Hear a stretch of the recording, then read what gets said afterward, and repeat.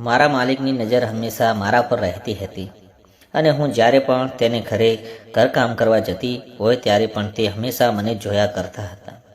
અને મારા માલિકના પણ મેરેજ થઈ ગયા હતા, પણ તેમની પત્ની દેખાવમાં કંઈ ખાસ નહોતી અને તે બંને પતિ પત્ની વચ્ચે હંમેશા ઝઘડા થયા કરતા હતા.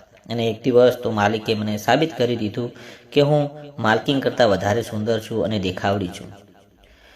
કેમ કે એક વખત માલિકે મને કહ્યું હતું કે તું માલકીન કરતાં પણ વધારે નમણી અને સુંદર છે. અને મેં એક દિવસ માલિકને મારું દિલ જીતી લીધું. તો મિત્રો, મારું નામ ચાર્મી છે અને મારા મેરેજને 3 વર્ષ થયા છે. અને ત્યારે મારે 1-2 વર્ષનું બાળક હતું અને મારા પતિ મને ક્યારેય પણ ખુશ નહોતા રાખી શકતા. કેમ કે મેં વિચાર્યું હતું કે મારા મેરેજ પછી મારા પતિ મને તે બધું આપશે જે મારે જોઈએ છે. પણ મારા પતિને એવું ના કર્યું. પણ મારા પતિનો સ્વભાવ ખૂબ સારો હતો, પણ તેની સાથે ક્યારેય પણ મારો સમય ન હતો અને અઠવાડિયામાં ખાલી 1-2 વખત જ ઘરે આવતા હતા.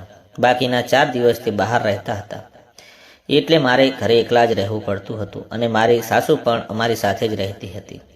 એટલે હું હંમેશા એવું ઈચ્છતી હતી કે મારા પતિ પણ હંમેશા મારી પાસે રહે અને હંમેશા મને ખુશ રાખે અને મારી સાથે પ્રેમથી વાતો કરે. પણ એવું ક્યારે થતું ન હતું. મારે પણ કેટલીક ચીજ વસ્તુઓની જરૂર હતી. તે મને ક્યારે પણ સમજમાં ન હતું આવતું કે અમારા મેરેજ માટે મારા સસરાની બીમારીના કારણે મારા પતિએ વ્યાજ પર પૈસા પણ લીધા હતા. એટલે ઘરમાં આર્થિક તંગી આવી ગઈ હતી અને મારા સસરાની તબિયત પણ સારી ન હતી. અને થોડા ટાઈમ પછી મારા સસરાનું અવસાન થઈ ગયું હતું અને મારા પતિ પર વધારે પ્રેશર આવી ગયું હતું અને હું આખો દિવસ ઘરે રહી અને કંટાળી ગઈ હતી. એટલે મેં વિચાર્યું કે હું પણ કાંઈક કામ ગોતી લઉં તો ટાઈમ પણ પસાર થઈ જશે અને એક મોટા પૈસાદાર લોકોના ઘરે કામ કરવાનું નક્કી કર્યું અને તેના ઘરે કામ પર જવા લાગી. અને ત્યાં તેને ઘરે એક પત્ની હતી અને તેને એક નાની છોકરી પણ હતી અને તે લગભગ 3 થી 4 વર્ષની હતી. અને મેં જ્યારે પહેલીવાર માલિક અને માલકીનને જોયા ત્યારે મને એટલી તો ખબર પડી ગઈ કે માલિક દેખાવમાં ખૂબ જ સ્માર્ટ અને સુંદર હતા, પણ માલકીન વધારે સુંદર નહોતી અને તે બંને પતિ પત્ની હોય તેવું પણ લાગતું નહોતું. તેના ઘરમાં કામ કરવાનું શરૂ કરી દીધું અને જ્યારે હું પહેલીવાર તેને ઘરે કામ પર આવી તો માલિકની નજર મારા પર હતી અને તે મને પૂરી રીતે જોઈ રહ્યા હતા અને તેને થોડી ઘણી મારી પૂછપરછ પણ કરી હતી અને મેં તેમને બધા જવાબ સાચા આપ્યા હતા. અને તે માલિક અને માલકીન બંને નોકરી પણ કરતા હતા, પણ થોડા ટાઈમથી માલિકને નોકરી મૂકી દીધી હતી. કેમ કે તે નાની છોકરી હતી તો તેને ઘરે જ રહેતી હતી. પછી રોજ મારા માલિકની વાતો થઈ અને એકવાર તેમણે મને કહ્યું કે તમારે પણ નાનો છોકરો છે તો તમે તેને અહીંયા કેમ નથી લાવતા અને તે ત્યાં તમારા ઘરે તમારા વગર એકલો રહી પણ શકતો હશો. પછી મને માલિકની વાત તો સાચી લાગી. એટલે મેં બીજા દિવસે હું મારા છોકરાને પણ સાથે લઈને આવવા લાગી અને માલિકને મારા વિશે બધી ખબર હતી. પણ થોડા દિવસ પછી મને માલિકની વાત અજીબ લાગી. જ્યારે પણ હું કાંઈ પણ કામ કરતી હોઉં અને જોઉં તો માલિક મારી સામે જ જોતા હવે. અને ધીરે ધીરે મને પણ અહેસાસ થવા લાગ્યો કે હવે માલિકની નજર હંમેશા મારા પર રહે છે અને તે ક્યારેક ક્યારેક છુપાઈ ને તો ક્યારેક ક્યારેક મારી સામે પણ જોતા હોય. અને માલિકનું આ રીતે જોવું મને અલગ જ લાગી રહ્યું હતું. હું તેના ઘરે કામ કરવા આવતી એટલે થોડું સારું પણ લાગી રહ્યું હતું અને સારી રીતે દિવસો પસાર થઈ રહ્યા હતા. અને માલિકની છોકરી અને મારો છોકરો રોજ ત્યાં એકસાથે રમતા હતા અને આ બધું જોઈ મને ખૂબ જ સારું લાગી રહ્યું હતું અને માલિકને પણ જોઈને ખૂબ ખુશી થઈ રહી હતી. ક્યારેક ક્યારેક માલિક આ બધું જોઈ અને મારી સામે જોઈને સ્માઇલ પણ આપી દેતા હતા અને તેમની સ્માઇલ થોડી અજીબ લાગી રહી હતી. એક દિવસ માલિક અને તેમની પત્નીને ઝઘડો થયો હતો તો માલિક ગુસ્સામાં તેના રૂમમાં જતા રહ્યા અને ત્યારે માલિકે તેમની છોકરીને રમાડી રહ્યા હતા. મને લાગ્યું કે માલિક હંમેશા તેમની છોકરીની સારી રીતે સંભાળ રાખે છે અને તેમને સ્કૂલ લેવા જવું, મૂકવા અને તેને તૈયાર રાખવી, તેને જમવું, ધ્યાન રાખવું, તે બધા કામમાં હંમેશા માલિક જ કરતા હતા.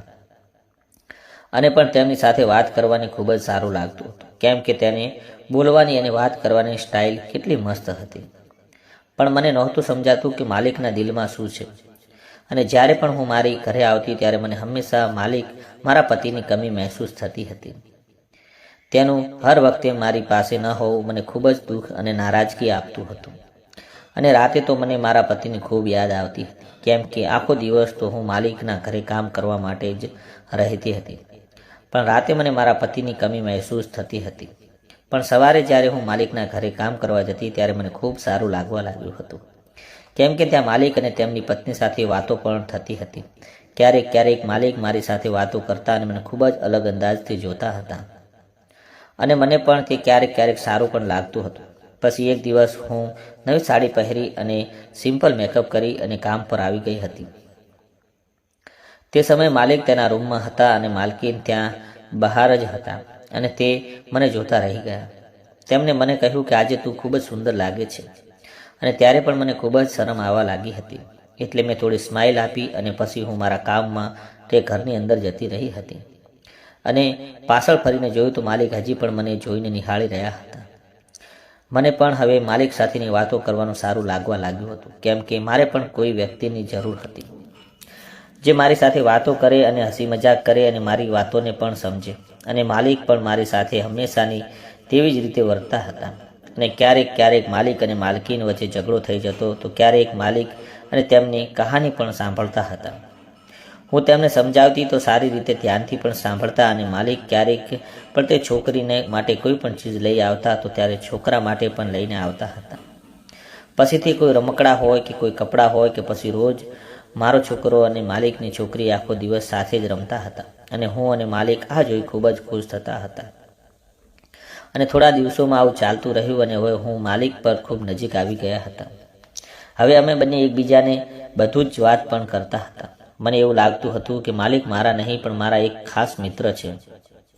એક દિવસ કાંઈક કામથી માલકીન મને શહેરમાં તેમની સાથે લઈ ગયા હતા અને ત્યારે મારો છોકરો અને માલિકની છોકરી ઘરે રમી રહ્યા હતા. અને જ્યારે અમે પાછા આવ્યા ત્યાં જોયું તો મારા છોકરો ન હતો. પછી મેં અંદર જઈને જોયું તો માલિક મારા છોકરાને દૂધ પીવડાવી રહ્યા હતા અને આ જોઈ મને માલિક પર ખૂબ ગર્વ થયો અને તે મારા છોકરાને સુવડાવવાની પણ કોશિશ કરી રહ્યા હતા. અને તેમની આ વાતો મને વર્તન જોઈ મારા મનમાં માલિક માટે એક અલગ જ જગ્યા બની ગઈ હતી.